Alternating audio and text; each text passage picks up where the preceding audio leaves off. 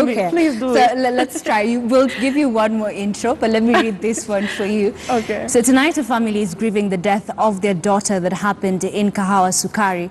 Beryl Odhiambo Uma was killed by her husband in their matrimonial house in Kiambu County. Emerging evidence now suggests that murder could have happened in the presence of her mother and father-in-law, even as the family seeks private post-mortem examination. Here now is our crime and investigations reporter Brian Obuya. The body of Beryl Ouma lies at the Chiromo mortuary, cold and unaware of the mystery that has followed her in death. Her body would be at the city mortuary or Kenyatta funeral home if the family never smoked out what they call is an attempted cover-up of the brutal murder. Someone somewhere had tried to sneak the body out of the hospital to an unknown location. The immediate person I called was my dad. Kumuliza, wendo motorize hii mwili kutolewa. Kuzi mwili inatolewa na pelekwa city mortuary without any authorization from any family member. Beryl Ouma's last moments paints a picture of a woman who helplessly tried to seek help before she died. KTN News crime desk is in possession of attempted calls and flashback messages that Beryl sent to her father, her brother and mother between 4:54 in the morning and about 5:30 that morning. The father says when she called her daughter's number, it was her husband who picked it, but Beryl could be heard in the background asking the husband not to lie to the parents. It means when the screams were starting, they were there. That is what it means. So from 2, which means they were there witnessing my sister being killed.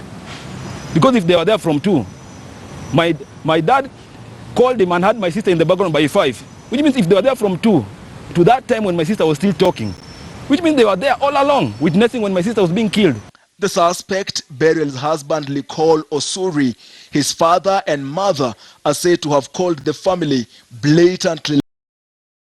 Ouma had been taken to Neema Uhai Hospital, but from an admission report in possession of KTN's investigations desk, Beryl was brought in dead at 7 that morning. If Beryl was alive at 5:30 in the morning, what had transpired in 1.5 hours that led to the brutal murder of the woman said to be pregnant? If Nicole Osuri's parents had come to solve an issue with the couple, why did they not inform Beryl's parents? If Beryl was taken to the hospital dead, why does the hospital report not contain the names of the 3 people they say brought her? When neighbors tried to intervene, Beryl spoke to them through the window and told them everything.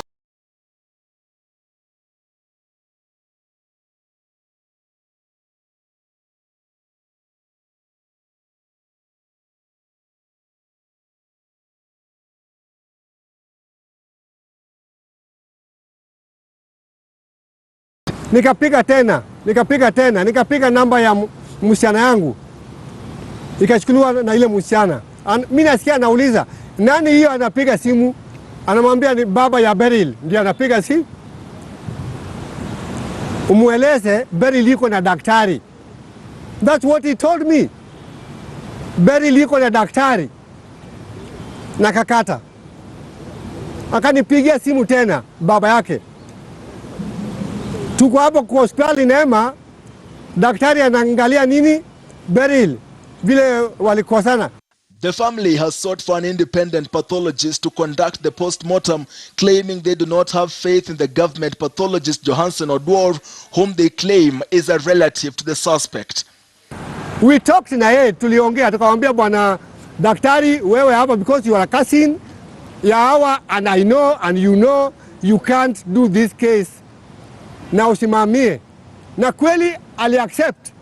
Ruiru Divisional Police Commander James Ngetich says Beryl's life could have been saved by the neighbors had they ignored her claims that she was fine when they knew very well she was not. Ngetich says the woman's body, which KTN News investigations desk has viewed, did not have any visible injuries. Nicole Osuri has admitted to assaulting his wife. He says he beat her up using a belt. A post-mortem examination is set to be conducted on the body of the late Beryl Ouma on Saturday. Meanwhile, a